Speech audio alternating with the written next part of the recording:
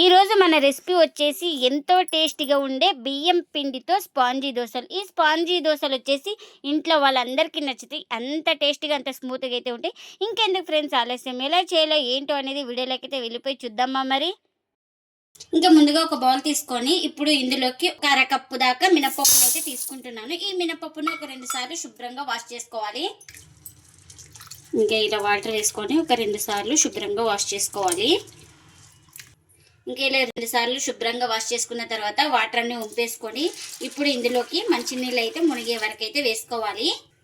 ఇంకా ఇలా వాటర్ వేసుకొని ఒకసారి ఇలా అనేసి ఇంకా ప్లేట్ అయితే పెట్టేసుకొని మనం వీటిని ఒక 4 అవర్స్ అయితే నానబెట్టేసుకోవాలి. ఇంకా నేను ఇక్కడ 4 అవర్స్ తర్వాత అయితే మినపప్పును అయితే చూపిస్తున్నాను. ఇంకా చూడండి, మినపప్పు కూడా మనకు బాగా నానిపోయింది కదా. ఇంకా ఈ వాటర్ అన్ని వంపేసుకుందాం ఇప్పుడు. ఇంకా ముందుగా జార్ అయితే తీసుకొని ఇంకా వాటర్ అన్ని వంపేసుకున్న తర్వాత ఈ మినపప్పుని జార్లోకి అయితే వేసుకోవాలి.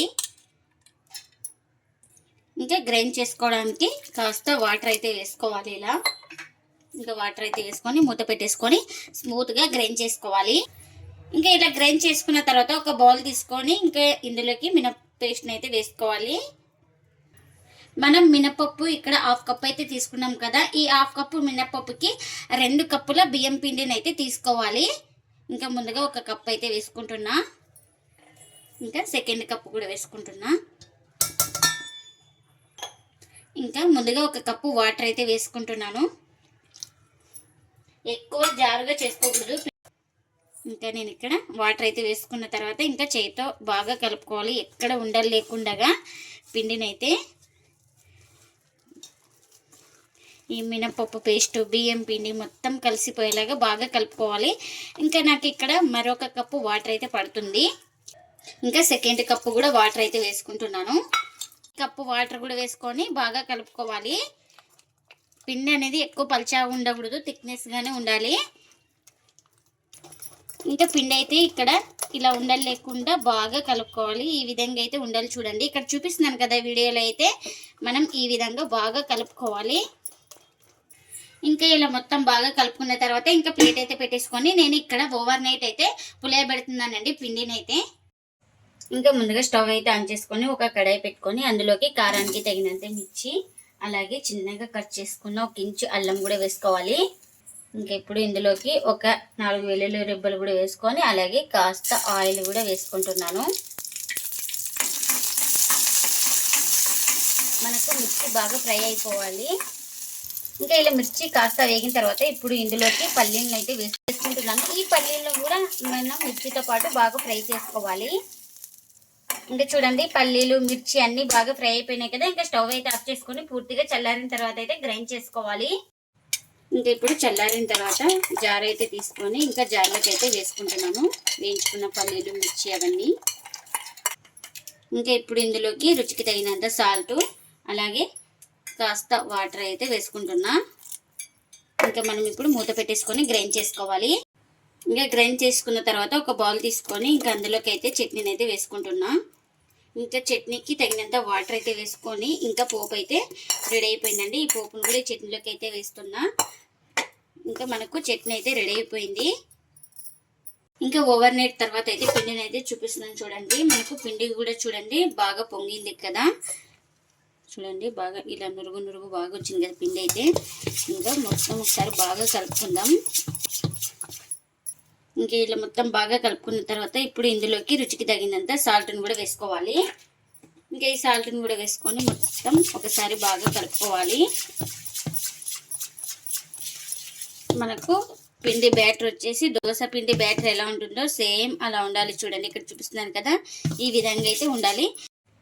ఇంకా దోశ వేసుకోవడానికి పెన్నం కూడా పెట్టుకున్నాను. పెన్నం కూడా హీట్ అయింది. ఇంకా దోశ వేసే ముందు పిండిని అయితే ఒకసారి మొత్తం బాగా కలుపుకోవాలి.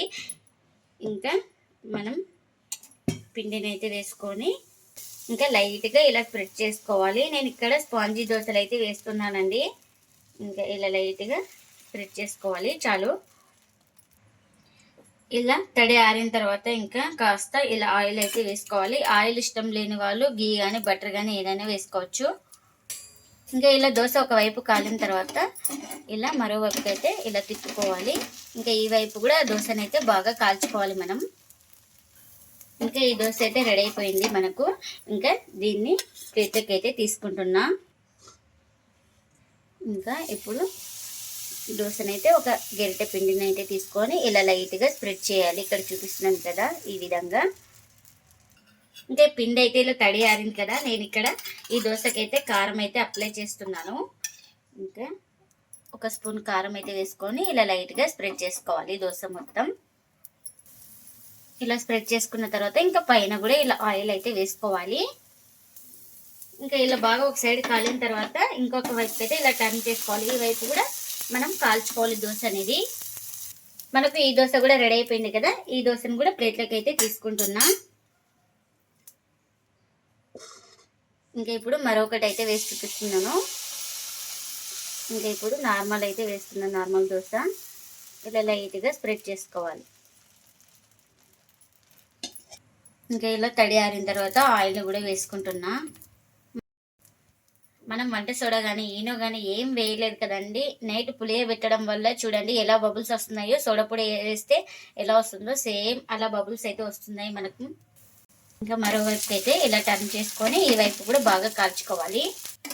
ఇంకెన్ని అయితే అన్నీ ఇలానే చేసుకోవాలి.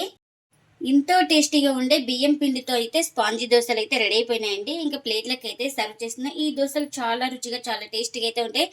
చాలా సాఫ్ట్గా కూడా ఉంటాయండి దోశలు వచ్చేసి మనకు. ఇంకా ఈ దోశలు అయితే ఇంట్లో వాళ్ళందరికీ నచ్చుతాయి, అంత టేస్టీగా అయితే ఉంటాయి. ఇంకా చట్నీ కూడా చేసుకున్నాం కదా, చట్నీని కూడా సర్వ్ చేస్తున్నా. ఈ దోశ వచ్చేసి మనకు నోట్లో పెట్టుకోగానే వెన్నలాగా కరిగిపోతాయండి. అంత స్పాంజీగా అంత స్మూత్గా అయితే ఉంటాయి చూడండి.